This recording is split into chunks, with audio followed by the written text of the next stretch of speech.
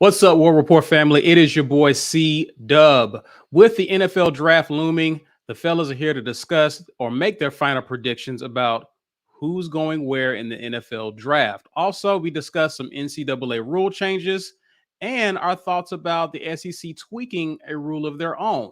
All that and more in the latest edition of the Midweek Report.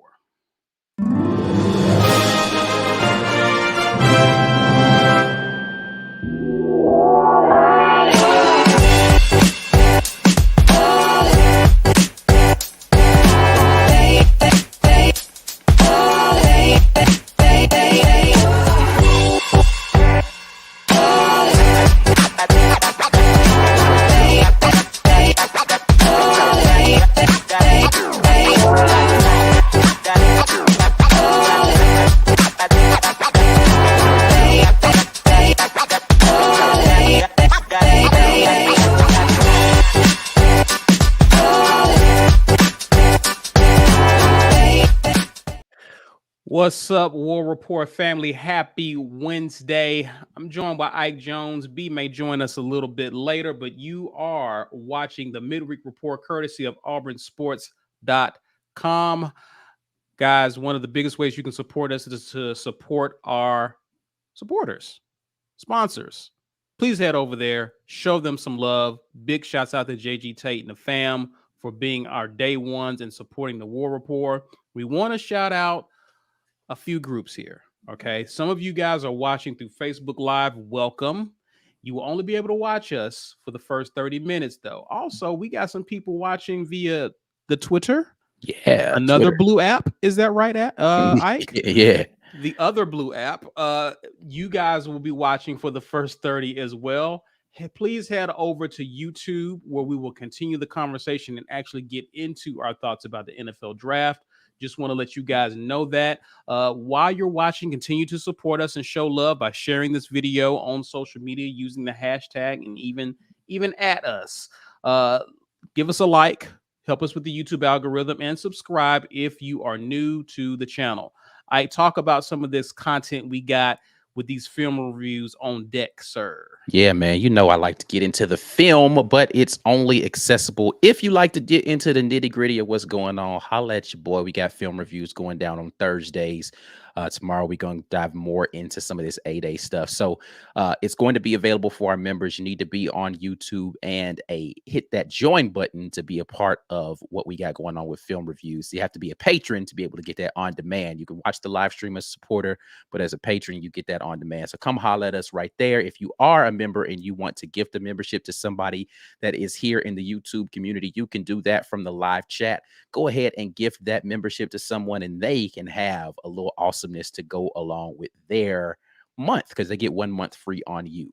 Just like all the other live streams, we are giving away stuff. We're going to give away another mug today. Hashtag get your weight up right now in the live chat to be able to be a part of this drawing, sponsored by War Eagle Oil. WarEagleOil.com is your place for all of your automotive needs. Head over to WarEagleOil.com. But hashtag get your weight up in the live chat. We're going to do that drawing around the 1 hour mark. You got to be present to win. Make sure you get your spelling right on that. All right, Ike, let's get into it, man. We actually got a few things to talk about. Let's start with what I'm hearing being reported. Our beat writers haven't, I don't think they've hinted at it yet or talked about it yet, but it's been reported by Tom Loy of Irish Illustrated, take that for what it's worth, that Tyler Buckner, who is the Notre Dame transfer QB, is reportedly visiting both Bama and AU. Of course, we'll wait to hear from a few other guys on the Auburn beat to determine if that's the actual case. But he is the transfer QB who recently entered the transfer portal out of Notre Dame. Just to give you some stats on him, he played 3 games in 2022. He actually completed 55.4% of his passes. He attempted 83 passes last year. He threw for a total of 651 yards, 3 touchdowns, and 5 interceptions. The game that kind of stood out in most people's memory of him was that in the Gator Bowl against South Carolina, in which Notre Dame won, thrilling victory. He went 18 for 33 for 3 touchdowns and 3 picks in that game. He is a guy who a lot of Auburn fans have expressed interest in, curious about. As a matter of fact, we got asked off the top by Oda Smith, who was going to keep asking until we addressed it. Your wish is granted, Oda. We're talking about it. Ike, your thoughts about this, man? So if you guys are not familiar, I don't do a lot of film review, actual like digging into anybody who is not an Auburn Tiger. I haven't done more than go and watch some highlights of this kid. Uh, Nothing from his stat line is super impressive to me. So if you've watched more games than I have of him, then maybe you have a better beat on this. I don't personally understand why people are excited about this, considering the stats that he's had. I mean, I get it. It's a small sample size, understood. But that small sample size isn't super impressive. It's underwhelming. It's a bit underwhelming for the hype that I'm yeah, hearing. I understand that he has an arm and he's able to make a lot of throws, but I think you could say the same thing for people that are already in our quarterback room. Um, he has less playing experience than guys in our quarterback room with, I would say, worse results than guys in our quarterback room, more interceptions than touchdowns. Um, I don't understand what the hype is, but again, that's me having very little to actually have evaluated on him. So I'm not going back and watching his high school evaluation and determine if he was a 4-star. I don't care about any of that stuff. His sample size in college isn't super impressive thus far. So I don't have like a bunch of warm and fuzzies about him. But hey, listen, I'm not the person who has to make that evaluation, see him throw, understand what he has to do. I don't see it. I don't see it, but maybe somebody else can convince me why I should spend time going in and evaluating it. And listen, this is a conversation that's probably a whole mute point, because what's the likelihood of him signing with us over Bama, where his former OC was previously at Notre Dame? It just makes sense for him to transfer to Bama, right? So this could take care of itself. But again, I'm just Yeah, I don't like, there's people who are like on social media fighting over whether or not he's going to come here or go to Alabama, and I'm just like, let him go to Bama. let him go. I don't Let him I, go. I don't I don't care if he goes there. Like, I'm not looking at this guy and saying, if this conversation, we've had the Grayson McCall conversation multiple times. If this conversation was about Grayson McCall, different Hey, story. low key, I told y'all I'm ready to throw a Grayson McCall party if everything falls through for him. Yeah. I will be excited, because me and Ike talked about it before we went live. We've seen film on this guy. We've Yeah. seen his stats. This McCall looks like a good fit. Now, Yeah. I will be excited about a Grayson McCall. This guy, I don't see it. So again, I'm not saying that he's terrible. I'm saying not at all. I don't know what's making people excited about. So I need someone who is excited to hit me up and say, Yes. Ike, you're not getting it, bro. Drop I us saw a this, comment. this, and this. But people have gone as far as to say he's better than anything we have in our quarterback room right now. And I'm like, how? Based on Right. what? Right. Like, what are you basing that on? That's the pushback. Like, I just, so again, there's a lot of smart people out there who watch a lot of football. I admittedly have not watched a lot of tape on this young man. Somebody send me what you saw that made you say he's definitely better than Robbie and Holden, because it's definitive. They're not saying he could be potentially under this staff. They're saying definitively this young man is better than both Robbie and Holden and TJ. And as I good am as he asking, was, how? It's not stats. You can't say stat line. Stat line's not impressive. listen, but let's put it this way. Notre Dame was like, we need to go to the portal after last year. Put that in perspective. This was the QB, and Notre Dame said, we need to get a QB out the portal. And they got one out the portal. The kid from, I think he transferred from Wake Forest, I believe. Mm-hmm. Yep. They picked him. Notre Dame said, we need a QB, and they had him on their staff. I don't know, man. Like I said, I I don't don't see it. know. I don't know. I'm not telling anybody their assessment is wrong. I'm saying, I'm show underwhelmed. me. I'm a Show little me what you underwhelmed. saw. Yeah, yeah, I'm not interested. I'm a little underwhelmed. Now I can be wrong, but again, we'll see. We will definitely see. I like Corey Weber's comment here. If his the only QB we acknowledge is Grayson McCall. Is basically what he's saying. Yeah. That's the only one I care for. Misa AT Alien says, I'm on jury duty all week and have been missing my morning drops. My prayers go out to you Hey, listen, for as that. That's somebody a who's double had whammy. jury duty, I understand. That's Understood. a double whammy. Thoughts and prayers for you. I hope your mental health is in a good place. This too shall pass. Thanks for being here with us tonight, though. Yeah. Philip Coleman says, why is everyone so doom and gloom on our QBs? Harson system sucked and the O-line couldn't stop Pee Wee League D-line from breaking free. Can we just trust Freeze and staff? Yeah, I mean, Listen, okay, so let's be clear. There's not a lot to be excited about from what we've seen from our quarterback room. Like Holden Gerner has all the tools, has not had the snaps to validate any of that stuff as to whether or not it's going to translate. Robbie Ashford has the snaps, hasn't been healthy the entire time. The returns weren't great on what we saw from him as far as his completion percentage. As you guys well know, because he does play for Auburn, I have gone back and watched a ton of Robbie Ashford's throws. Literally, I didn't get through it in our watch the film, but literally have every single throw Robbie made from last season on film, and I've watched it multiple times. You'd be surprised if we went and did an adjusted completion percentage and you took out his the times that he threw the ball away, the times that he had drops. He doesn't look as bad as you think he does. Some of that mm, stuff. Now, again, that's not to say that Robbie Ashford does not have issues he needs to clean up, but I just don't think he's as terrible as people are. He is inconsistent, 100%. for sure.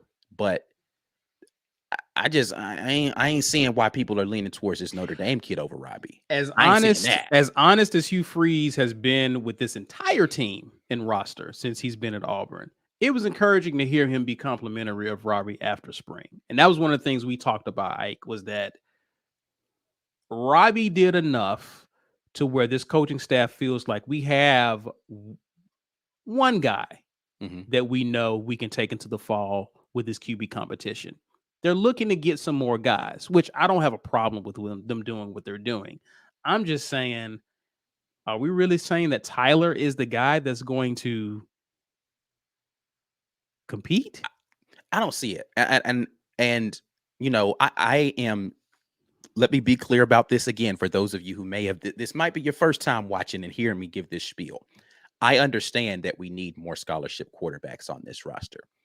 The people that folks are mentioning, right? The kid, Ben, I can't think of what his last name is from Cincinnati, right? He's not coming here to be a bench. He's not coming here to be your second, third string quarterback. He's already a fifth year senior that can sit the bench at Cincinnati. Like, why would he come here to sit the bench? Because Mhm. because Coach Hugh Freeze is gonna be like that. Mm-mm. That's not you're not moving somewhere in the transfer portal to go sit the bench on another team. If I'm going to sit on the bench, at least I'm sitting on the bench with an OC who knows me. Yeah. You got to come in, learn a new system, new players, all that kind of stuff. Why? Unless you're the third or fourth quarterback on a depth chart and you have the opportunity to move up to second, Right. it makes no sense for you to hit the transfer portal and come sit the bench somewhere else unless there's NI and how much NIL money are you realistically going to get sitting on the bench? Right. You're going to need to get somebody who is at a lower level school or somebody who has no prospects of seeing the field if you're going to go and get a depth piece at quarterback. Now you can promise them they're going to come in and compete, and maybe they're seeing Robbie Ashford's film from last year and saying, "Oh, I could beat that guy out if you give me a fair shot." Maybe they are.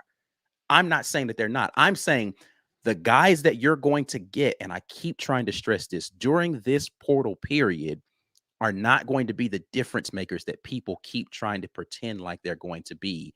surefire. It's going to be a project. It's going to be somebody you're going to have to coach up. It's going to be somebody who might have a ton of talent, but doesn't have a ton of experience, might have a ton of talent, but the experience they have hasn't been extremely positive, right? This kid from Cincinnati got beat out by Emory Jones. Like, I mean, our question for the Auburn fan base right now, would you want Emory Jones to be your starting quarterback? Yes or no? If the answer to that question is no, why do you want the dude that lost the QB battle to Emory Jones? Somebody answer that question for me. Now, the guy from Notre Dame actually is losing the QB battle to a really good quarterback coming from Wake Forest. Understood completely. When he left Wake Forest, he was like, "Don't contact me. I already know where I'm going. He's I a already good know quarterback. I'm going." So him losing that job, not the same kind of thing, right? Right. However, it's not as if this, unless I don't understand his situation, Tyler's still number 2 in that room. So unless he's fallen to like 3 or 4, him hitting the transfer portal is not to go back into another QB battle with some dude that's already got spring on him. Right. He wants to go somewhere he can start. And a coach that doesn't know him. Right. He doesn't know the situation in Bama, way different. Way different. That's his former OC. Right. So I get why he would want to go there into a QB competition. I still think he's probably going to lose that competition when he goes to Bama. Then now let's talk about that. I don't think he's the favorite in that room. So, but at least he's got a better shot in a shorter time period because he understands the system that they're going to try to run. I don't understand what people are talking about. So someone explain to me, because I get it. I don't claim to be the brightest football scholar out here in the world. Somebody explain to me your excitement. Hit me up. You can hit me up on Twitter at me and say, Ike, you're an idiot, and these are the reasons why, and I will accept it. Now I'm going to go validate it and determine whether or not what you're saying makes any sense. But go ahead. Tell me. Boy, what have you just done, Ike? Hey, listen, man, do it. I'm good. What have you just done? Okay, enough about that. That's our spiel. Again, if it ain't McCall at this point, I don't know who else is going to enter the portal. We got how many days? Like 3 more days? Yeah. Portal closed down on the 30th, people. As far as your ability to enter the portal, 30th. So sounds like we looking for somebody to graduate. It's looking like at this point, because it's kind of dried up. And actually, Hugh Freeze talked about that recently to the media. He talked about it being a slow start. And he was talking about how unpredictable the spring transfer portal was. They didn't really know what to expect. But obviously they've made contact with a few guys, and one of the conversations that has been talked about. Definitely want to hear from those of you who are watching with us live. One of the things that I think could potentially be hurting the league is a lot of our talented guys, if they do transfer, they're going to have to leave the entire conference. Yeah.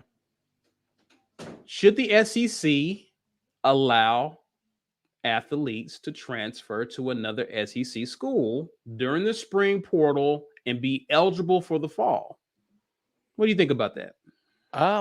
So I don't actually know why it is beneficial to prevent these young men from doing that. And if I'm not mistaken, I think we're the only Power 5 that does this. Yeah, I think we are the last ones to. I think we're the last ones, because we were the last ones to allow people to transfer like that.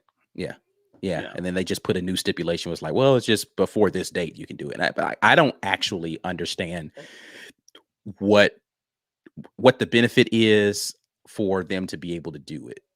Right, to not be able to do it, excuse me. Like, why would you not want them to, if you're going to let them transfer, right, which everywhere in the country is, why are you saying, well, you can't transfer to another SEC school? I don't understand. So maybe that's something else we can ask Greg Sankey when we get to SEC Media Days, is like, what's the purpose behind this rule, and what benefit does it give to the SEC as far as competition is concerned? Are you like, well, if you don't want to go to the school that you were at, then get out of my conference?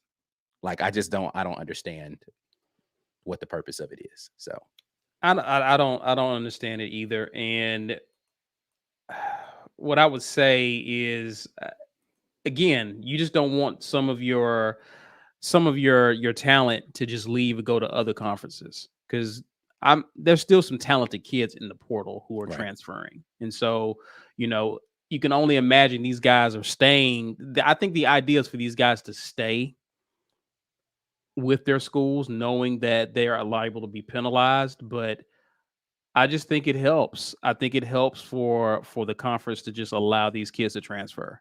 I mean, Yeah. they're already doing it in the Right. fall, or like in the winter. It's So not like you're not preventing them from going to another school. You're just preventing them from staying within the conference. And again, I don't understand who does that benefit? Doesn't benefit the young man who's saying to himself, I'm stuck in a bad situation, or as far as where I am on a depth chart, but I want to still compete in the best conference available. Because listen, once you transfer, you're done. Right? Like you got to graduate to get another opportunity to transfer, or something catastrophic has to happen at this new school with your coach. right, Or you're stuck, right? So if you got into the SEC out of high school, if you want to stay in the SEC, you got to fight it through an entire season of just getting no playing time. Like that's what your recourse is, right? And once you get to your junior year and you're like the kid from Notre Dame, like if he were at so now thankfully it didn't work out like that. I've been giving a hard time to Jackson Dart this entire offseason about his situation at Ole Miss. But mm, just think about Jackson Dart, right? right, Jackson Dart transfers into the SEC into Ole Miss. They bring in another transfer quarterback in Spencer Sanders right behind him the very next season. If he was disgruntled with where he was in that depth chart coming out of spring, he's stuck. He doesn't have right, anywhere else to go. And it's not now, he could have played better, right? So when I say it's not within his control, he didn't have any say as to whether or not Ole Miss goes out and get another transfer quarterback to bring them in. But he's got to sit there and just deal with that. And people were like, well, you committed to the school. You don't want to compete. It's not that I don't want to compete, but golly, bro, like, what are we doing right now? right. I could have gone somewhere else and played out the final. Now, again, thankfully did not work out that way for Jackson Dart. It does look like he's going to be the leader in that room as of right now in Ole Miss. But there's a bunch of people who are like that all over the conference, man. Nussmeier got to feel some kind of way that they brought in Jaden Daniels and he decided to come back for a second season at LSU. He stuck it out, but there's no guarantee they're not bringing in some stud kid next year. And what are you going to do? Right. And if you have to make that decision I think early they're bringing in enough, another kid. yeah, but you got to make the decision that I'm leaving LSU early enough next year if you want to remain in the SEC, or you For got to go sure, somewhere outside of the conference. for And sure. listen, if you're listening to this and you're from some other conference and you're a fan of those schools, you're not good as the SEC. Get over it. So kids want to play in the best conference, man. It is what it is. For So sure. I don't know, man. Again, I don't understand what it benefits, but maybe somebody could explain that to me too. I see people in the comments talking about it's a Nick Saban thing, right? Like he didn't like it, but well, maybe I'll ask Nick Saban at SEC Media Days. You Why think Nick don't you Saban? like it? You think Nick Saban has anything to do with the fans rushing the field after victory? Because it only seems to happen when they beat Bama. I mean, it's not like Auburn fans like, yeah, I agree, they shouldn't rush the field. You know what I mean? Yeah, I Tennessee don't know. fans don't feel I that think it way. happened. I think the Tennessee game last year, he was like, "Hey, look, I'm tired of seeing this." And plus, you My put my players, my kids, players punching, my players my punching players were folks. in danger from sorority girls running up on them. Man, like, come on, this is a player hazard situation. He almost hurt his hand. Right, punching her. Now y'all got to do something. All right. Yeah, I don't Hilarious. know, man. I don't know. Yeah, we'll see. We'll see. Well, speaking while we're on the subject of rule changes, the NCAA also approved some new rules here, and we're going to take a look at these before we get to. Actually, do you want to do that now, Ike, or do that after the break? How We you can go to feel? the break first. We can go to the break We first. can go to the break. Okay. Uh, let's get to some of the comments here then. Matt Reeves says, give me the Robbie that played again." And you mentioned this, Ike. Mm-hmm. Give me the Robbie that played against LSU, and that guy can win some games next year. So tell the folks what you was talking about. I mean, you kind of mentioned it, but you mentioned about if you adjusted his completion percentage, even though Yeah, yes, he was raw, there was some flaws there, yeah. but when you take out the drops and other, Robbie didn't look as bad as people tend to make it out. No, LSU was a good game for Robbie. He had some clutch moments. I mean, he did have the fumble that led to a touchdown, right? So scoop and score situation. One of the interceptions he had was, the last play of the game. I wouldn't put that 100% on Robbie. And he missed some throws. Let's not. I'm not saying Robbie was flawless in that game. I'm saying the same thing that Matt's saying in this comment. If you give me that Robbie Ashford for the totality of a season, we can go win some football games, because I believe that this system's going to allow him to be a little bit more comfortable, and it's built for him to be able to do the read option stuff that he likes to do, and it's built for him to get the ball out of his hands quickly. If you watched my breakdown of what he did during A-Day, he actually operated really well within the system during A-Day. So I don't know, man. I'm not as down on Robbie Ashford as a lot of people are. I get what he had last season, and I understand the inconsistencies that exist there. But he hasn't played a full season of college football yet. So I'm never going to be down on a kid who's essentially a freshman when it comes to experience. Listen, that my tune will quickly change on Robbie Ashford if we get into game 4 next season and it ain't looking good. I'll be like, okay, look, man, we've gone through the cupcakes of this season. I expect you to go and shred these guys up these first couple of games and look like somebody who can do something. And if that's not happening, He's then on the same timeline that Finley was a year ago. yeah, yeah. Same timeline. Like now it's either this is your time. You got to show it. This is what you transferred for. Again, assuming that there's no other QB brought in, you win the job. You have to show this. You have to show. To show you the guy. So, all right. William Hazard says, could it be that they want teams to stabilize their rosters this close to the season? Pertaining to The the SEC SEC and the transfer. rule. Yeah. I, I mean, but transfers are still going to happen. Like I just like it's going to happen regardless, right? So why does it matter if the school that they go to is in the same conference? I don't understand that, right? Right. It's not Uh, like there's no transfer portal in the right. spring. If Yeah. if if it didn't happen nationwide and the SEC was like, well, like I don't know. Somebody has to explain the nuance of why that makes sense. And I'm not, and again, same thing I was just saying about this quarterback situation. I'm not saying it doesn't make sense. I'm not saying someone smarter than me didn't sit down and say, here are reasons why you should not do this. And it made a ton of sense. And I'd be like, oh, okay. I didn't even think about it. I just don't know. I don't see it. I don't understand it. So maybe somebody can explain it to me. All right. Oda Smith says the new rules cut out 6 to 12 plays to save players from injury, but yet when we expand to a 12-team playoff, you are expecting teams to play 17 games. This is pretty much an argument I saw Josh Pate make when he talked about the rule changes. The NCAA has the IQ of a pine cone. That's pretty funny, Oda. Yeah, it's kind of hypocritical when you consider some of the decisions they've made this year so far, for sure. Corey Weber talking about Robbie Ashford. He played well against LSU, but we only scored 17 points. That won't get it done, fam. I don't put the only scoring 17 points on Robbie Ashford, though. I don't. Like, we were in the red zone like 3 times at the end of that game. And one of them, we ran a reverse to Coy Moore and he threw an interception. Um, Another one, I think we went for it on 4th down or something. Like, it was like, I don't put the 17 points on Robbie Ashford in that game. So I think that, yes, 17 points isn't going to get it. We should have won that game, though. Like, I think play calling failed us more than Robbie Ashford did. So I'll repeat, I will take the Robbie Ashford from the LSU game, and we'll win some games. Are we going to now?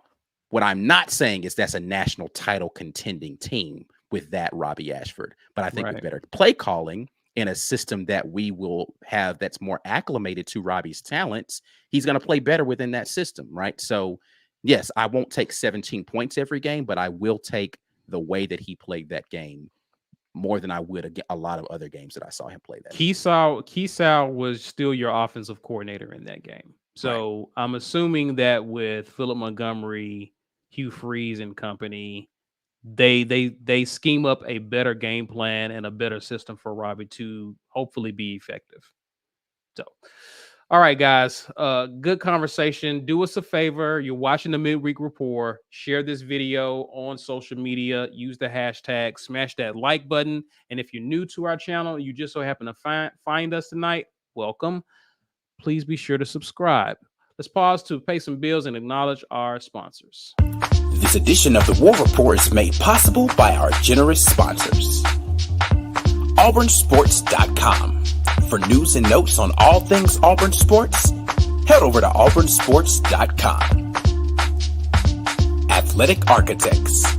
For young athletes looking to secure their financial future, let Athletic Architects help you to build your financial house. Head over to BuildTheHouse.com. And our giveaway sponsor, War Eagle Oil.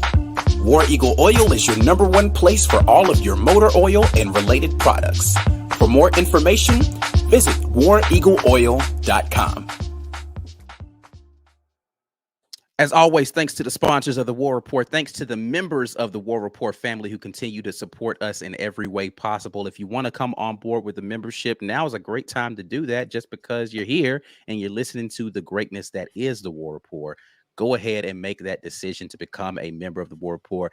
We got film reviews popping off all summer long, but you got to be a member to get on board with that. If you are a member and you want to gift one of those memberships to someone else to get the first month on you, you can do that right now from the live chat. Go ahead and let somebody else experience the joy that is the green name. So make that happen as soon as you possibly can right there from the live chat. We're giving away a mug once again. Hashtag get your weight up right now in the live chat to be eligible for this drawing. Hashtag get your weight up. You will get a War Report mug potentially, but you got to be here in order to win that. Sponsored by War Eagle Oil, and we appreciate the good folks over there. If you like to listen to stuff on podcasts, we are the Auburn Express, powered by the War Report.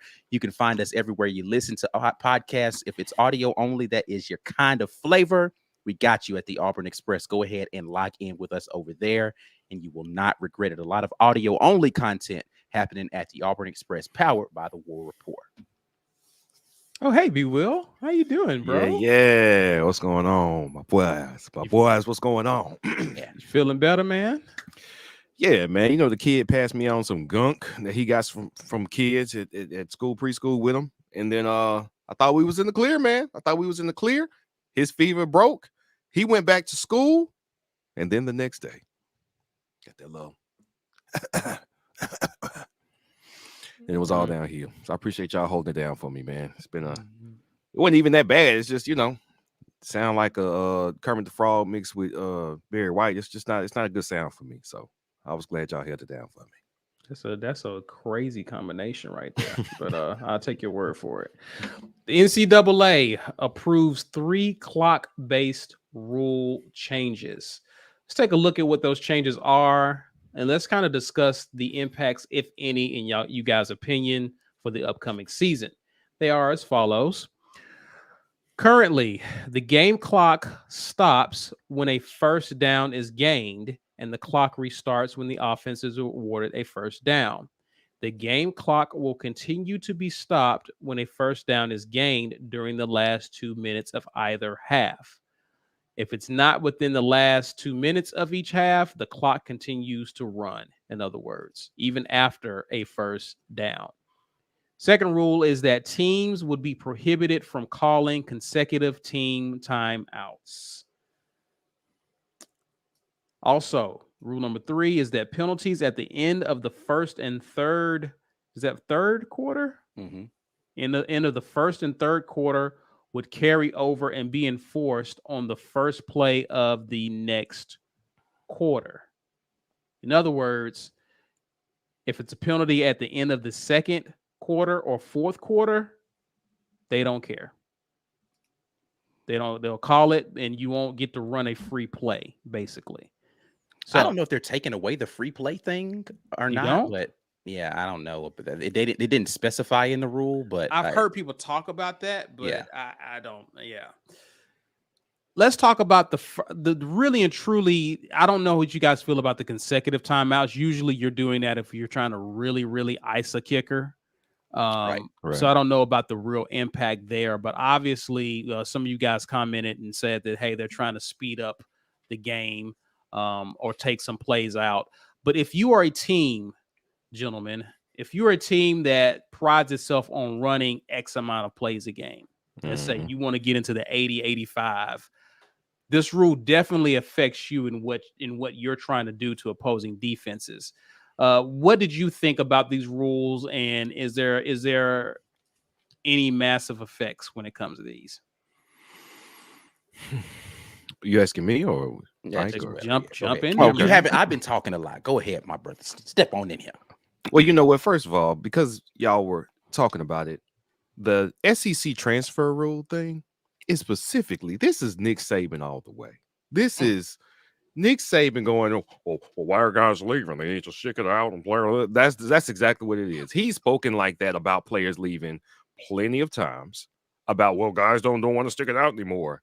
Let's keep it from, well, you can go somewhere, but you can't stay here. Yeah, so yeah, they're not moving around that much. But you know what? I bet you money we'd have at least three SEC quarterbacks in the portal right now if they knew that they could go to a team of comparable stature. Why wouldn't they?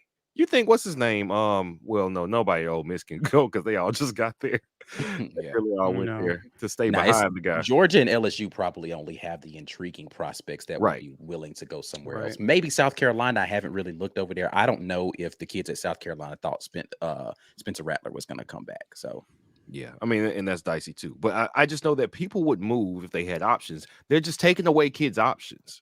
So they're going to say, well, if you want to, yeah, sure, go to Indiana, go to Arizona State, go to Washington State. Then who wants to go? You in the SEC. Most times people play a decent proximity to their hometown.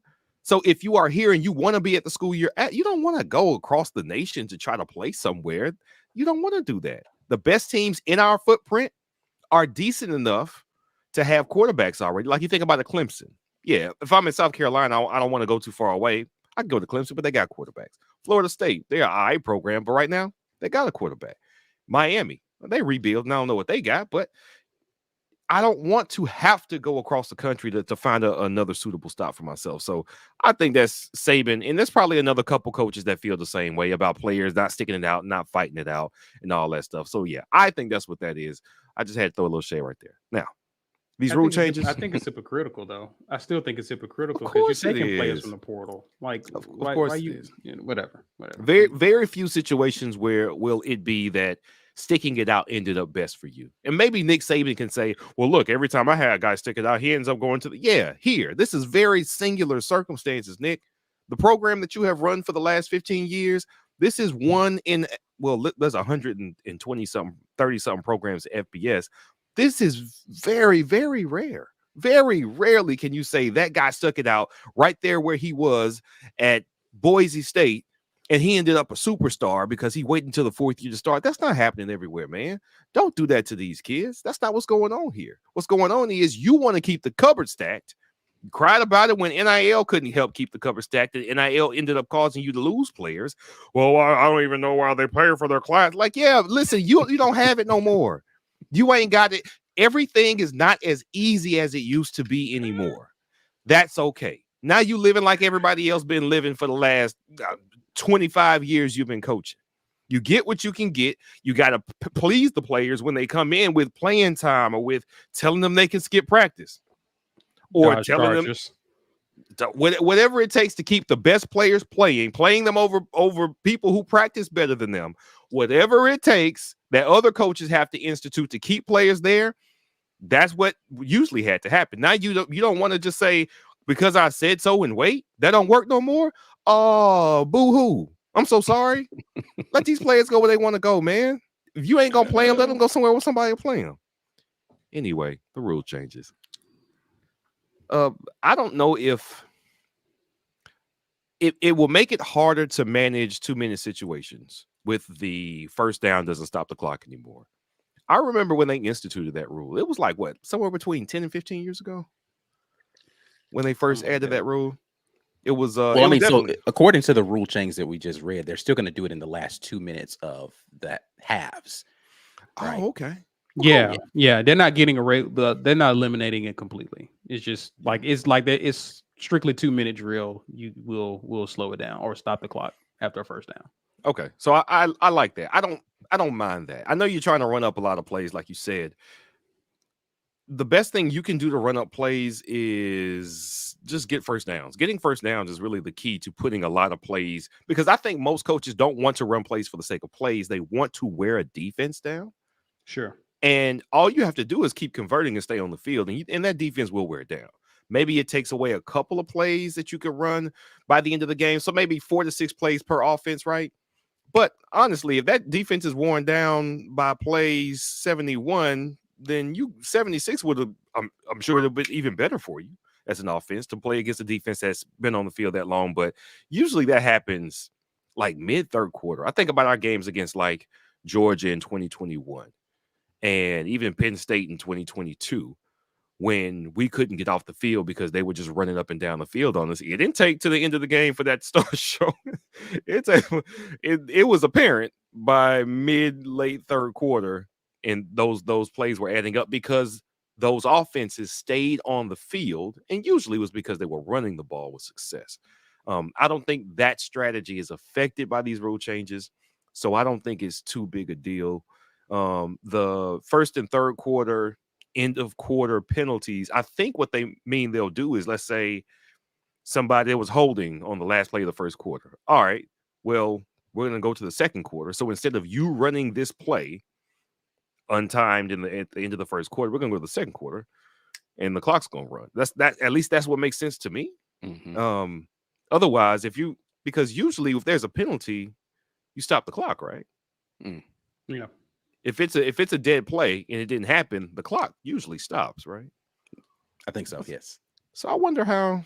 I wonder if you could do a little strategery there, like just do a little play, perform a penalty intentionally, get them to stop the clock. I don't know. I don't think about that now.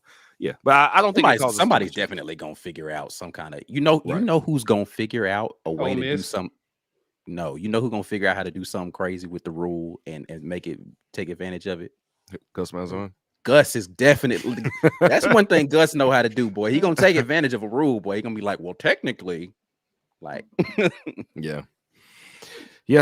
So yeah, I don't think it matters too much. Well, don't let me say that. It will definitely decide a game or two because everything is inches. It's inches almost everywhere. Football is a game of inches, of seconds as well. We've seen that with some of our Iron Bowl victories, but by and large, what's going to happen with the teams who are built to compete for their conference championships and playoff wins, it won't affect them, because if you're good enough to come out of the SEC, then you were good enough to wear down an opposing defense with 70 plays and you didn't have to get to 75 to do it, or with 65 plays and you didn't have to get to 70 to do it.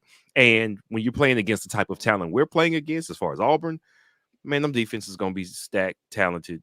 They were going to be fresh anyway. maybe you could run down some thinner defenses back in the day. You know what? We might have actually won the national championship if the clock hadn't stopped so many times. That last run by Trey Mason would have been like with no time left on the clock. It might have. Yeah, that's true. Y'all keep going back to that guy. I want to win a championship. Goodness gracious, I was having a good day. Okay. Ike, your thoughts on these rules? I don't understand. Again, somebody smarter than me gonna have to explain why this is gonna be why it's such a big deal to do this. Some people in the comments have espoused some of the questions that I have about how this is going to work in actuality, because I just don't know how you prevent there being more issues with this. In like the specific one, James Barnett, or let me start with the one that I saw that Patrick Riley saying a bunch of delay of games coming after big plays, right? Like the ball gets moved down the field, right? Like you as long as the official can come spot it, they're going to start the clock and they're going to start the play clock again. But it's a 60-yard play from like the 4-yard line, and you got this 300-pound offensive lineman that now has to sprint 60 yards to get up there, and so we can get another play called and lined up and ready to go. That's going to that's going to be a problem for some people. So you're going to see timeouts and delay of games happen after those big plays because, like, everybody ain't there. Or you're going to get people off sides on those big plays. It's like, all right, cool. We're practicing running tempo all the time, but now you've got some 300-pound defensive lineman that's got to sprint all the way up here. They're not stopping the clock for you. And because they're not holding the clock to reset and all that stuff, I just think that that's going to be a problem. They're not stopping the clock at all. End of the games, you can see people actually using this to their advantage. Be like, all right, well, they're not stopping the clock, right? So it's 4 minutes left in the game right now. I can milk the clock by just taking a delay of game right now. I'm fine with that. Cool, no problem. Y'all starting the clock anyway. I'm not running any faster to go up here to this thing. So Yeah, go ahead, we'll take it. So I can see that being a problem. I can also see this being a problem. What James Barnett says, this rule will cause issues because the home team chain movers could take their time, allowing more time to go off the clock. Could be an issue in tight games. Potentially. So when they roll the play clock again, are they waiting for? I know they're waiting for the ref who's over the ball, right? Mm-hmm. He's got to get the ball, and they don't start the. Well, no, sometimes they do start the play clock before the ref gets the ball to spot it. Mm-hmm. They're not waiting on the ref. They're not waiting on the ref. Are they waiting on the chains? I don't know. That's what I'm saying. Like, that is an interesting point. Right. So are they treating it like the NFL basically?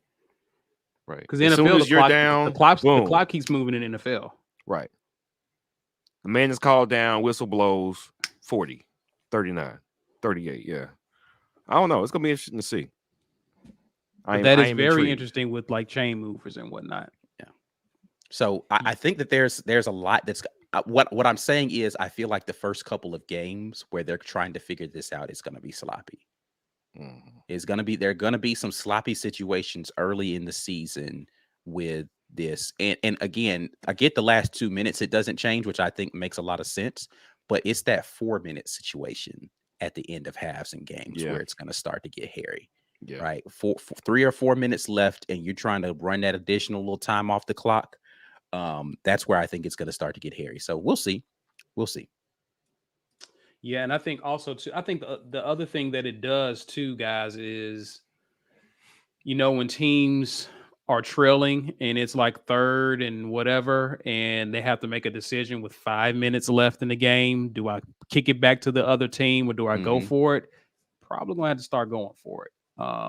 Given teams that are good at running the ball or whatever, converting, you may not get the ball back under certain rules. So that is something. It definitely does change. Man, Lane Kiffin got to come up with a whole new sheet, man. What is he going to use to determine where he's going to go for it on fourth down now?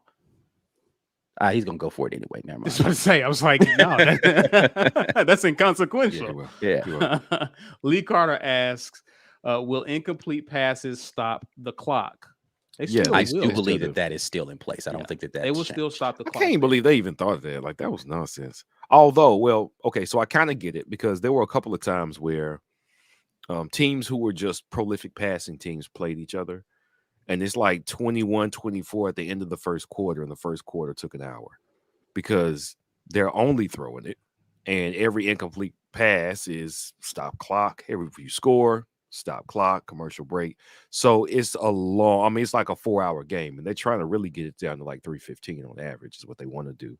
You end the game, it either rolls right into the next game because it's like 3 hours, 25 minutes, or you got a little break, talk with the winning coach after, say, hey, well, this was a great game, and then kick it to the other broadcast. So, yeah, I see why they consider it under their data, and I'm sure that they keep that data, says as much as we're throwing it right now compared to 20 years ago when we started the stop it after the first down rule, they're throwing it way more incomplete passes, way more stopping the clock.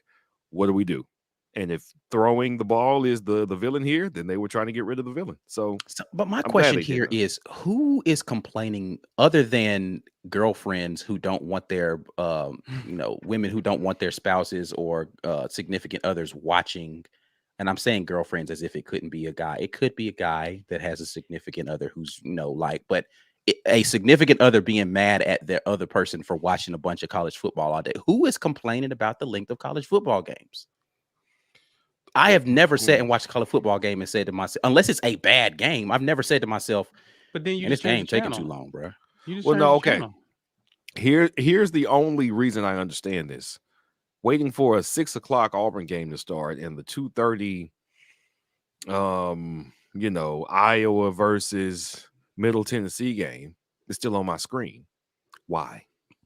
That's Why am I a looking at this TV game? programming. That's not bad football or length of game But situations. that's what this is for. Program your This is TV stuff better. this is for ESPN. program. Yeah, this is for TV programming. That's what it is. So I understand why they're doing it. They want that game to be over and this next game to start on time. So I mean, we capturing the film, right? So I'm pulling up watch ESPN. I'm like, all right, so we're supposed to be on ESPN too. Why is this game on? All right, well, let me go to ESPN News and assuming I have to keep checking back to the ESPN2 stream to see when we moved over because I don't know. Why are y'all doing this to me? So that's a small gripe though. I was comfortable with the way it was. Give them every possibility to win the game at the end of the game. So listen, if I don't care if you don't do anything with the opportunity, the clock's gonna stop. Just get a first down. I remember specifically the last couple of Gus seasons. It's like, hey man, can you get a first down for me? We're not doing anything. Just can we get a first down, stop the clock, and then regroup and make something happen? Like the 2019 season with all that defense and that little bit of offense, begging for points at LSU, begging for points at Florida. It just seemed like such a struggle to get a first down. Now, we would have been put out of our misery quicker under these rules, which I'm not saying is a bad thing because obviously it didn't end up helping ever to have more time and more plays. So I think this hurts teams that run tempo though. Like when you That's run what I'm tempo, saying. Like I think if you're trying to, yeah. Because think about the examples that you're giving with Malzahn, right? Like the defense is going to be hurt so much more in those situations because like actual game clock, right? It's going to be going by faster. Like, but you're not giving them any time to rest at all, right? Like you're going to run tempo. They're not going to get that break that they're going to get when the other team, like if let's again take the Gus Malzahn situation, right? If he gets that first down, you get the game time plus that additional break on the first down if you're a defense. And if they don't get the next first down, you at least got those extra few seconds, right? To try to figure it out. Like it's going to hurt your team. You're just going to be winded, bro, a lot. And it's going to hurt when you're trying to come back in games from bigger deficits. You don't have like the game clock's going to be running a lot more quickly, right? So like, especially if you can run the ball, you can't get down in these types of scenarios unless you have immaculate clock management skills of getting out of bounds. And like it's going to take some people going to have to step their coaching game up a little bit with these changes. I'm not going to lie to you. Well, to be clear clock here, management.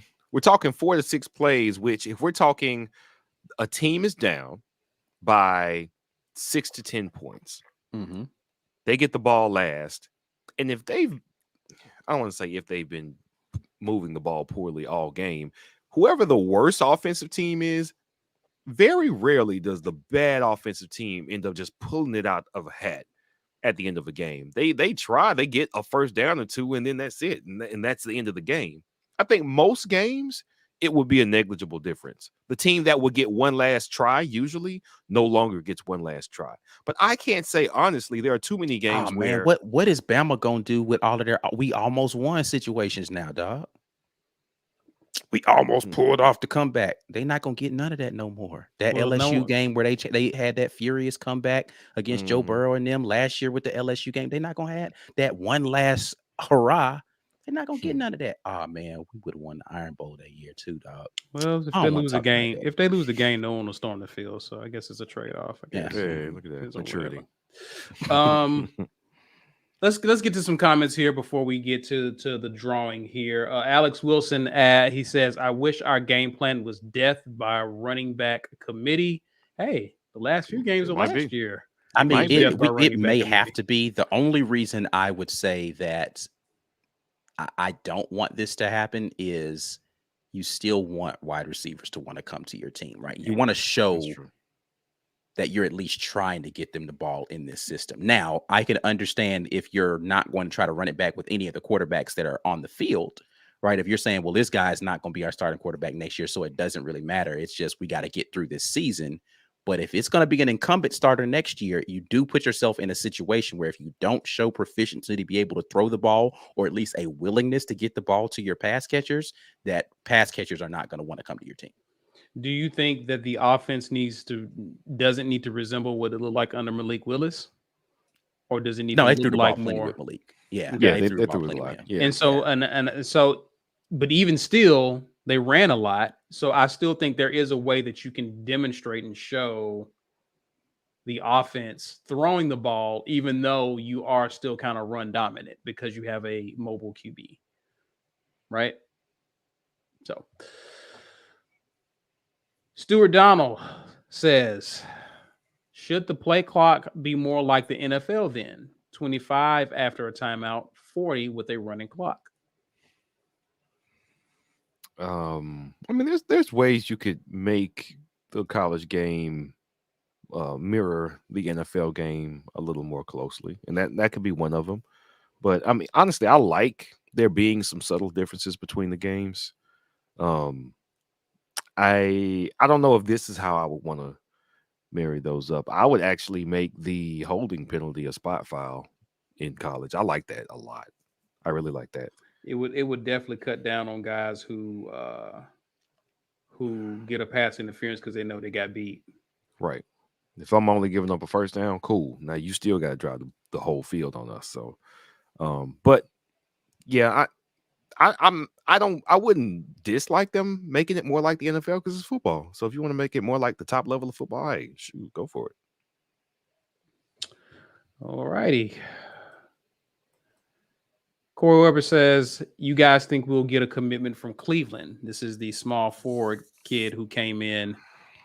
Was it today or yesterday? I think he got here today. Yeah. Today. Okay. I think if I were to take a guess as to which one we're more likely to get, him or the Texas Tech transfer, I'd lean towards Cleveland right now being the guy that we'd get. I hope we do, because we seem to, our fan base is thirsty to land. Hearing about Broom getting evaluated and Jalen getting evaluated and Flanny still, having his hand out there at Pro Prospects, man, I feel like we need this win to feel comfortable, because we got Jalen, who's really like a 3 and a 4, whatever you need him to be in that situation. It's like a 4. He's a 4 length, but he can also play. He's a 3 at probably the next level, but he's a 4. Yeah. I feel like we need Cleveland just to settle us down a little bit. I mean, so if we definitely need something. We need someone at the 3 because we need somebody they're panicking, bro. Sure. Yeah. So we'll see. Steve Bradley, and I agree with this point, Steve. Fake injuries on the increase, and they were trying to stop it. That's the only way to stop the clock now is somebody. That's what I thought you was getting at when you said who was going to have a workaround with this, and I was like, Ole Miss is good for some fake injuries. So, oh yeah, they are. Yeah. So anyway, Hot Dog Water says, "Boy, I'd really love less college football." Said no one. Good comment there. Yeah. John Brannon says, "B. Will got COVID-23." That was funny. John, that was funny. That was really good. I like that. We want to shout out a few people. Haley, appreciate you for the gifted memberships. Shout out to you. Wish we had the round of applause, like sound effects for these fine folks here. And Eddie, we appreciate you, man, for the gifted memberships, man. Thanks so much. Eddie dropped 50 gifted memberships, bro. Oh man, wow. Eddie, that's crazy. Appreciate that, Eddie. Doing the Lord's work. I don't know if you meant to hit 5 and you put a 0 behind that thing, boy, but hey. No takes back, no take backsies. Even if we wanted to, no take backsies. Josh Knox says we need Notre Dame's QB. You must have just got here, Josh. You just got here. So, Josh, if you are on a social media platform, send me your explanation as to why you are excited about this young man from Notre Dame, because I don't get it. Finally, somebody in the comment section wants to own up to being a person who's excited. Or you can leave an extensive comment in the actual comments under this video, because I read all of them too. So lay out to me why you're excited about this young man from Notre Dame so I can understand the hype, because I've seen a lot of hype. I don't personally get it. Or so just share it now since you're watching. I mean, you can share it now. I think, but I feel like it's going to take a long time. So, I mean, you can share it now, but I want to be able to like process it, all that. But tell me why you're excited. Okay. I want to know. I want to know. I haven't gotten it from anybody who said it. Like, because what the retort is, he's better than anybody we have in our QB room right now. And my answer or my question back to you is, how? In what way? So great. Finally have somebody who I had this conversation with. I welcome it. Looking forward to it, Josh. Because I'm not saying you're wrong. I'm saying I don't know. Enlighten him. That's all. Enlighten Ike on why we should be excited about this particular kid. So good stuff there. By the way, we're giving away something. We're giving away a mug courtesy of War Eagle Oil. Hashtag get your weight up in the comments to enter to win. Okay. Ike, you ready, bro? Yeah, you know I'm ready, man. Finger over the trigger, baby. Let's do it. Somebody gotta win. Who's it gonna be? Oh, Dylan, they did you greasy. Legit. Congratulations. Are you here? Let us know. Let us know if you're here. I'd be looking out for him. Definitely will. Blake Robinson, good to have you with us. Blake says Hoke on the corner speaking in Hoke fashion about a mystery player entering the portal, so we probably won't take Cleveland. Okay. I think I saw something. You don't get what? I saw him post something that says he felt good about Auburn landing someone at the small forward position in the portal. Okay. Whether it's Cleveland or not, that's where he was getting at, is that he felt really good about Auburn finding somebody for that position. But a mystery player, though. That's what we're doing. A mystery player. He got a jersey with a question mark on it. I was like, what is this, bro? A mystery player?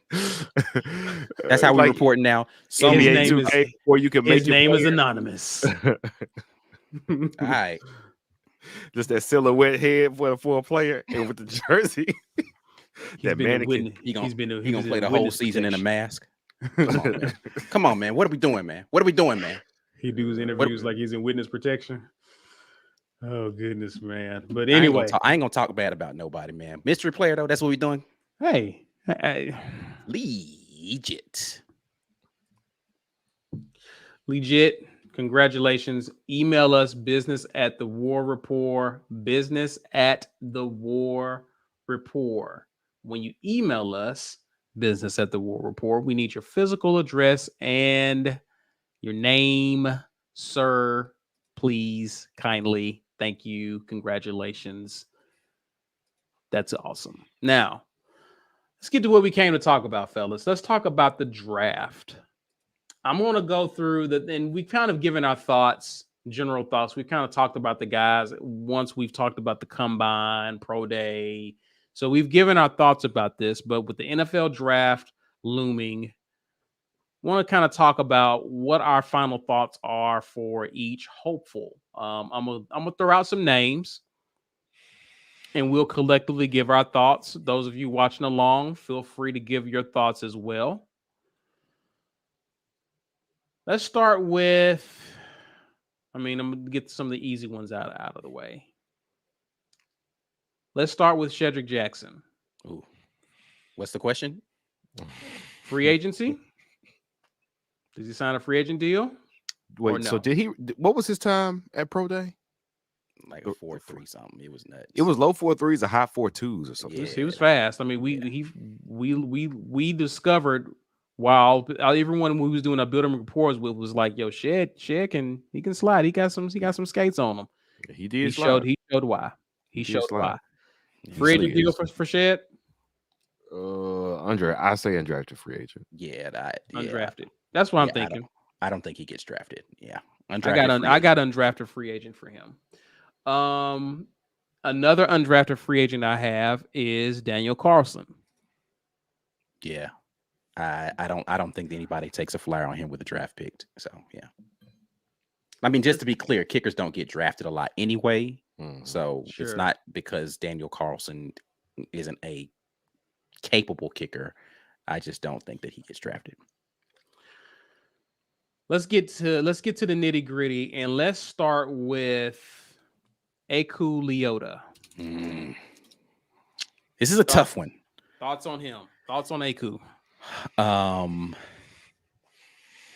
did you say Daniel Carlson? Because somebody said, did you mean Anders? But yes, definitely meant Anders. Anders Carlson. Oh, Yeah. yes, Thank you. yes, Thank yes. you, guys.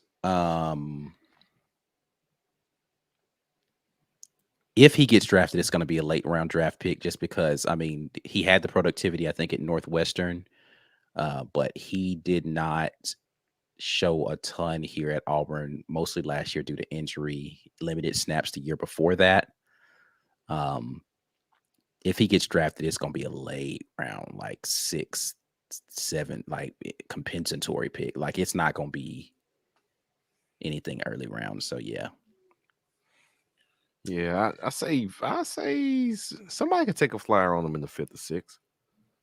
I mean, it's some plenty of teams where, if they liked what they saw, because he's got tape. There's tape of him winning. Not a lot of snaps of him winning. It's not a lot of tape. But if I take what he did 2021 and early in 2022, you say, oh, okay. I think this guy's got something. Do you want to see him do it for a whole season? Sure, of course you do. But it really would have helped him. I think he would have. I wonder what he did in senior for the what's he called it, the Senior Bowl. I wonder what his practice was like down there, because I know for a fact that often gets you on people's radar if you weren't on their radar. I heard a lot about Derek Hall at the Senior Bowl. I didn't hear too much about Eku. Yeah, I didn't hear much about him. Maybe I go at what's our guy's name down in Mobile? You need to ask him. The radio guy. I can't think of his name right now, but anyway. But yeah, but see, that's the thing. I don't know, because he injured himself in September, and then that was the Senior Bowl was season. It was early in the season. Yeah, he got hurt in the Missouri game, I think, or it might have been the Penn State game, but it was super early. I think it was Penn State. Yeah, so he only had 3 months off. I don't even know if he was fully recovered for the Senior Bowl. Well, not saying it's like 4 months, but it's not a long time at all. Yeah. So was he able to show something? Now he might just be doing some visits. Like, hey, now I'm good. Now I can show you what I can do. It's early mid-April, and I'm a lot closer to 100%. So I think the injury might be hurting him. I mean, of course the injury is hurting him, but the fact that he has not been able to show at a mobile, I want to keep calling it Mobile Bowl, at the Senior Bowl practices, which I think are equally as valuable as the Senior Bowl itself, getting in front of these NFL coaches. And the combine, I don't know what he did for Pro Day. God, we were so wrapped up in all the guys who had already who were there to be on display for the first time because they couldn't at the combine, like shit, and a couple of the players. But y'all got me rethinking this now, because I'm thinking about how unavailable he was for so much of the season, and he hasn't really had a chance to show his value yet. So this is why low key we wanted him to come back. Yeah, I mean, you can see why though. But again, if he lost a year because of injury, so why would you come back and risk doing that again? So I get it. You know what I'm saying? Shoot, now y'all got me thinking undrafted free agent, but I say Eku gets drafted. I think he still has an opportunity to get drafted. I don't see his name coming off the board before the 6th round though. Yeah, I got him anywhere from 6th to free agent, hopeful that he'll go in the 6th round. Yeah, I see that's what I got him. Mm-hmm. The next guy we got is Owen Papo, who, again, I would have had this guy going undrafted free agent until the combine, where he just basically showed out in his workout. What you guys got for Owen Papo? That speed and athleticism could tempt somebody to go up as high as 4 for Owen. I think realistically he's a 5th or 6th round pick, maybe 7th, but what he put on display at the combine and then again at some at Pro Day, somebody's not gonna be able to ignore that, and they're gonna jump. How high? If I had to guess, 4. If I had to guess, I'd say 4 is where somebody's gonna reach in and grab Papo. Okay. But I think somewhere between 5th and 7th is more appropriate for him. It's an investment as a developmental pick, but yeah, that's what I'd see. All right. Yeah, I think he's going to go in probably the 5th or 6th round. But listen, I said this before his pro day. I was like, I'm trying to tell y'all, he gonna go out there and he gonna put out crazy numbers, and somebody's going that people's eyes are gonna light up like that. All that undrafted talk. I was like, have y'all seen Owen Papo? Do y'all know how fast this man is? Like, and do you understand the culture of NFL scouts and what they do with measurables? He's getting drafted. If Owen Papo doesn't get drafted, I will be shocked because I've seen the measurables on the young man. I know how much hype he had coming out of high school. People are going to assume somebody with that much athleticism just needs to be in the right system. Right. Yeah, I got him 5th. I'm with you, Ike. I got him in my notes. I got him as 5th, but I could definitely see him sliding to 6th. But he's definitely getting drafted for sure. So I'm with you there. I'd be shocked if he doesn't get drafted. Like, I would legitimately be shocked if he doesn't get drafted. Do you think that Owen is going to be kind of a special teams guy at the next level? Oh, for sure. He's not going to. He's not going to beat anybody out for playing time to start his career. He's going to be a special teamer. Now, could he work his way onto the field? Possibly. Again, the athleticism's through the roof. And if he can stay healthy and learn a system and stay embedded somewhere, he can definitely play his way onto the field. He is going to be a special team. He could be a, like, again, I'm a big San Francisco guy. He could be like a Raheem Mostert type of dude who the first couple of years of his career, that's what he was, is a stud special teams guy because he was a gunner. He had all the speed in the world, and he was just down there before the ball got there all the time. And so that would be actually the perfect way for him to really play his way onto the field consistently, is just commit himself to special teams, being a gunner. And he's going to need to tackle in open space better. But if you're running that fast at a dude who's in a dead stop, you have a better opportunity of going down there and being there and making him not even want to field it. Right. I definitely think that if anybody's in Owen Papo's ear right now, if you want to send him this clip, boy, first day you walk in there, talk to whoever the special teams coach is and say, I'm going to be your best friend. I'm going to be the best special teamer you can have. And his career is going to be extended by 2 or 3 years just from him committing himself to that. And then again, you learn the system, you get in there, and you know, injuries happen, whatever, blah, blah, blah. And you could play your way into some playing time. But yeah, I think that's the route for him. Yeah. Next up, Colby Wooden. What do we think about Colby Wooden? I think 3rd round is where he probably deserves to get drafted from his talent. I think his numbers from last year drop him down into the 4th or 5th round, though. He's a 3rd round talent. He probably will get drafted in the 4th or 5th round. I could even see him sliding into the late 2nd round on talent, but his numbers, and he doesn't have these insane measurables, will probably put him into around the 4th round. Agree. Completely agree. That's what I was thinking. He's talent, 3rd, late 2nd on a push because if somebody's really been paying attention to what he did in 2021 when he was healthy, but he wasn't really healthy for most of the season last year, and that accounts for something. When they look up, well, how many sacks did you get with all those snaps you got? I don't know. You could say, well, I was injured, but it's like, hey man, it's the NFL. Yeah, you gonna be injured. Your arm gonna be in the little brace thing, but you still got to play. So can you be productive with an injury? And I think that's going to limit him somewhat. So if I had to guess, I would guess 3rd round. Yeah, I would have guessed. I got him listed as 3rd, but I could definitely see him sliding to 4th, maybe even later than that. But I think that the Colby Wooden I'm thinking about, I'm not even thinking about 2022 Colby. I'm thinking about all the Colbys from all the years leading up to that year. So I think he is definitely a 3rd rounder, but I'm not drafting him, so we'll see what happens there. Let's talk Tank Bigsby. Tank Bigsby. What we think, guys? Tank Bigsby. Nobody's going to jump for running backs anymore. And he's not a 1st round, can't miss running back prospect anyway. I don't know if anybody is these days. They're trying to talk about Bijan Robinson a little bit about that. I didn't watch one. I did watch one Texas game. Bijan Robinson, the truth. Now, I'm not gonna lie. I'm not saying he's not. If there's Bijan anybody Robinson that is has the a truth. chance, if there's anybody that has a chance, it's Bijan Robinson. He's not getting drafted in the first round. I don't think that anybody's jumping to the first round for a running back in this modern era of football, even if their name is Bijan Robinson. But listen, he go prove me wrong and get drafted number 23 overall, something like that, right? Yeah, It's crazy, man, how the game has changed. Because I remember that we had two running backs in the drafted. first 10 draft picks. Yeah, second and like third. that's crazy. That's the game's changed, bro. That's crazy. I got Tank going in the fourth. I think he could sneak into the third round.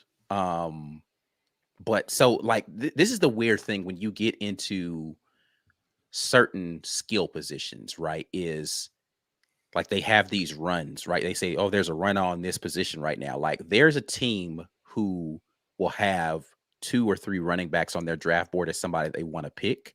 And then they're going to see 1 or 2 of those guys get taken before they thought they would get taken. And then they're going to jump to try to go get one of the guys that are left on their board. So I could see Tank getting into the third round in a situation like that, just because from a talent perspective, he absolutely has NFL talent, right? Like anybody arguing that Tank Bigsby's not an NFL caliber running back, just I don't know what you're evaluating. He's got the size. He doesn't have like breakaway home run speed, but he definitely has the speed. He's got the vision. He's got the athleticism. He's got the balance. He has the ability to break tackle. Like he literally has everything that you want in a running back. The only thing he doesn't display down in and down out is blocking ability, because he wasn't asked to block a bunch. 9 times out of 10 on third down, he was going out and trying to be an outlet. He wasn't staying in the block. And his hands are inconsistent, right? Mm-hmm. Outside of that, he does everything you want a running back to be able to do. He gets downhill when he needs to. He reads blocks well. He finishes through contact. He's worked on his ability to not fumble the ball. He didn't have, but like, 1 or 2 times he put the ball on the ground last year, with as many times as he touched the ball. He's got everything you want as an NFL caliber running back. But the productivity is going to hurt because he had poor offensive lines and systems his entire time there. And his inability to catch the ball is going to be what I think keeps him out of like a second round, third round. Right. Fourth round is probably more likely. I could see him sneaking into the third. Okay. I like that assessment.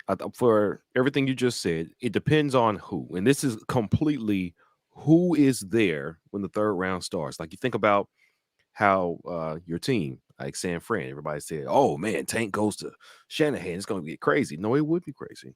It'd be nuts. It would be crazy. If he stays healthy in a Shanahan system, he is a 1,000-yard rusher, right? I mean, you got Christian McCaffrey there, which, listen, he's your do all. That's your RB1. He's gonna do everything. So he can split out there's wide. Still some other guys on that team that are talented, but those guys all have injury problems. So Tank could definitely see the field in a San Francisco system for sure. Which is why it makes so much sense. But at the same time, if you've got 3 running backs already on your roster, then you wouldn't spend a third round pick if you're San Fran. You spend a 5th, maybe a 6th. Oh yeah, they're not going to draft. I'd be shocked if San Francisco drafted a running back before the 4th round. Be shocked. Right. So I look at it like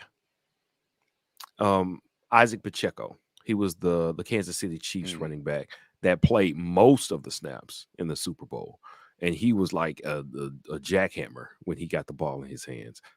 That dude was a 7th round draft pick.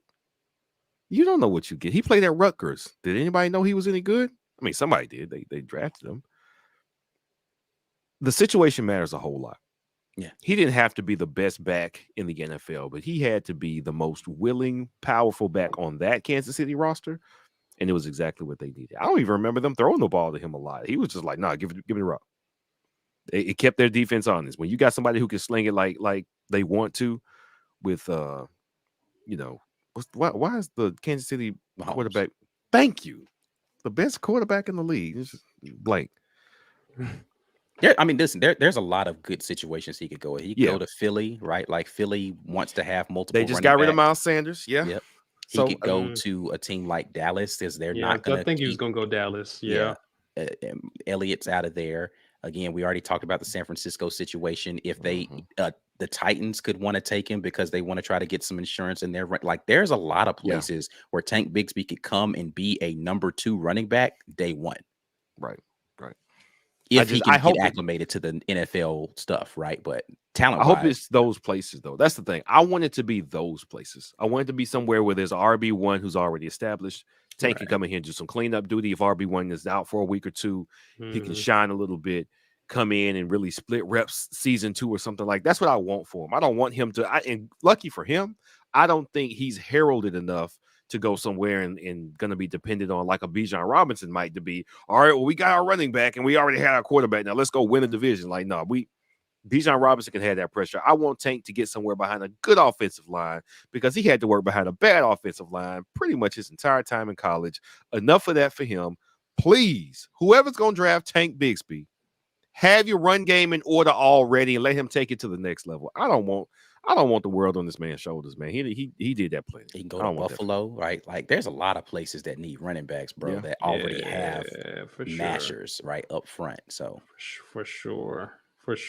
Yeah, you just hope he gets to a good situation.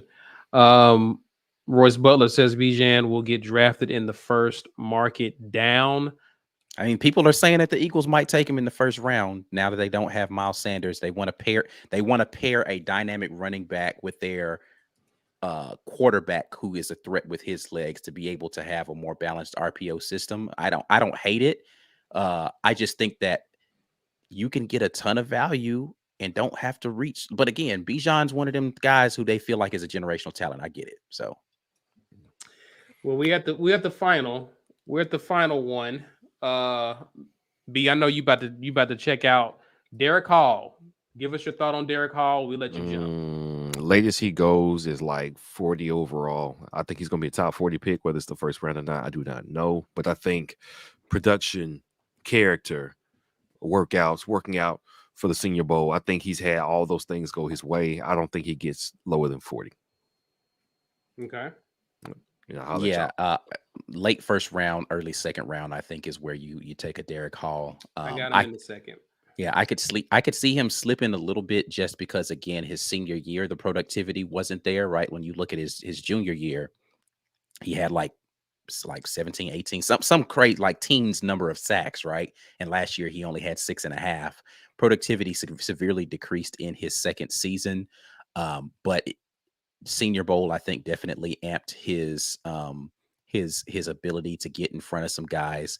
I'd be shocked if the second round ended and he did not hear his name get called. For sure. I know some people had him going as low as third, but I don't see him sliding out of the second.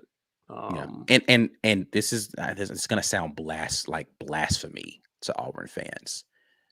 The last 2 seasons actually did him a little bit of good because for the last 2 years, he's been doing more of a hybrid role where he was dropping back in coverage. So now teams can see him as an outside linebacker and not just as a defensive end. So he has the ability to be in a position to do a little bit more than what he was doing his first couple of years, which was primarily as a defensive end. Yeah. So I think it did him some good to learn how to do that in that system, learn how to play a little bit in the zone. They could see him, move out there and see his agility in those types of scenarios. So, I think the second round is probably a good place for him. I would be surprised if it's not where he lands as early as the second round.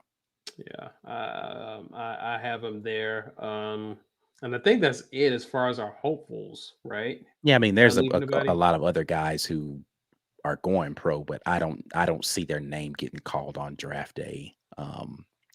Any other free agents?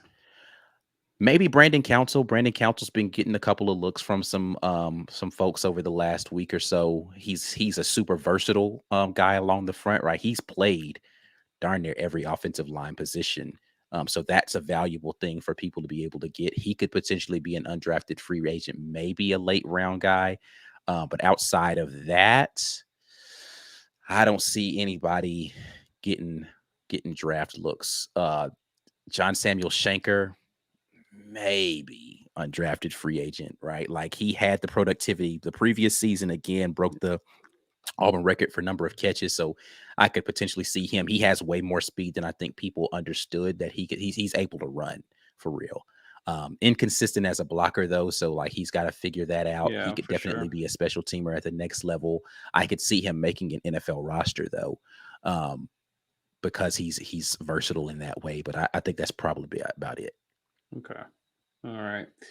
Well, listen, the bright spot here is that Auburn will definitely increase the number of guys drafted. I think we only had one last year. Yeah.